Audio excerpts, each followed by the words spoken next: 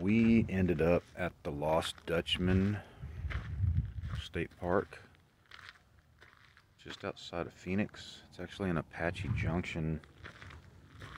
We've been here 2 nights. It's still a little bit cold in the morning, but nothing like what we were going through when we were up in Canyonlands after that front blew in. Look at that big formation there. You can hike over there. That's all open space. So we didn't do it. We went into Phoenix proper and went to the Capitol building. That was really awesome. Highly recommended because of their tours they do. They're outstanding. And we drove around the city. I showed the kids some of the stuff I used to do when I used to come out here when I was growing up, and because my dad lived out here in Phoenix. Anyway, there's our campsite. This one's got a covered picnic table. They don't all have covered picnic tables. You see some across the street there. So overall, this is definitely I would say a 4.5, which is usually my highest rating. I don't think I've stayed in a 5-star yet.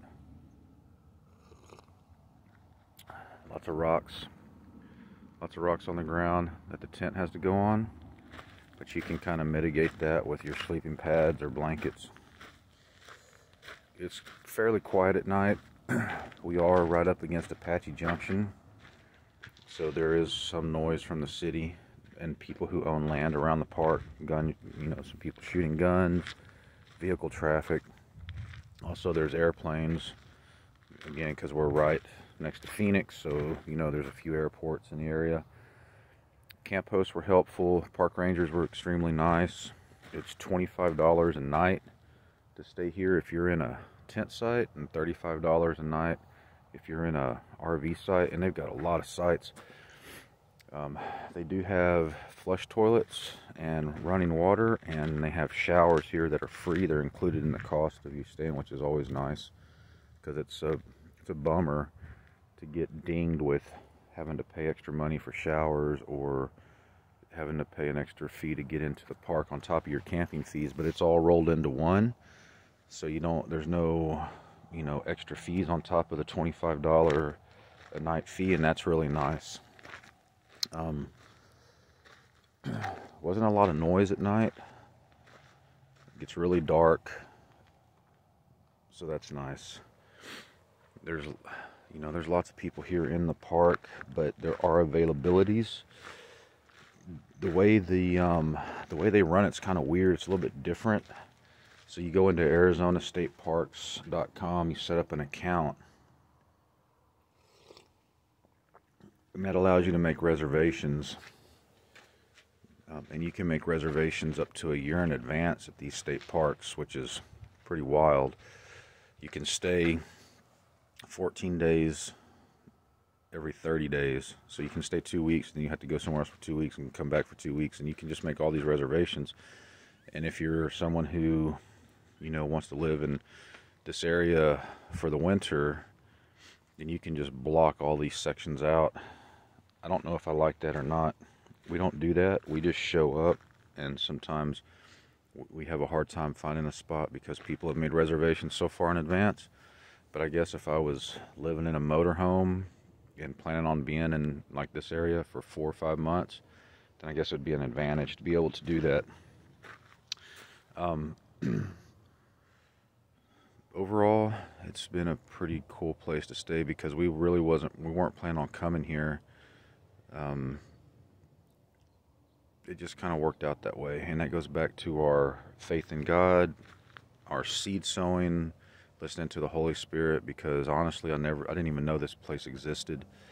And when we left Canyonlands, our intention was to go to Flagstaff and camp for a couple of nights, and when we got to Flagstaff it was so cold, colder than Canyonlands, and the mountain that we were going to climb was covered in snow, so there's no way we could have done that. So if you want a place in one of these Arizona state parks, you got to make an account on their site, but you can arrive at the park the day you need something and see if they have any walk-in, like first come first serve.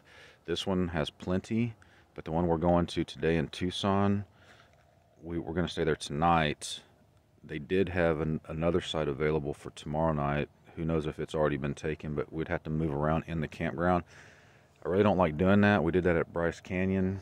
It's kind of a pain in the ass to have to, because it just eats into your day. You know, it's like you're having to pack up to move. Like we're packing up to move to Tucson today, but we want to stay there for 3 nights and be able to explore the area. But since we can only stay 1 night, then we're going to do something different than other 2 nights. We'll either move further east or we'll look for cancellation. But if we can't basically stay put, then we're just going to move on from Tucson. But you can make reservations. You can show up and get first come, first serves. But they got a weird system. Again, just be aware of that. It's a weird way of doing it in Arizona. It's different from anything else that we've ever done on this trip. But if you're passing through Arizona and you need somewhere to camp and you can't find something that's, you know, if your first plan was to do something like National Park or BLM or National Forest, and that's not working for you, or the weather's too bad, or you need showers, check out the state parks, because it was a pleasant surprise for us. All right, okay, so I gotta get back to packing. The kids are still asleep. The sun hasn't quite come up over that rock formation back there, so it's still a little bit cold. And we're having tamales for breakfast this morning.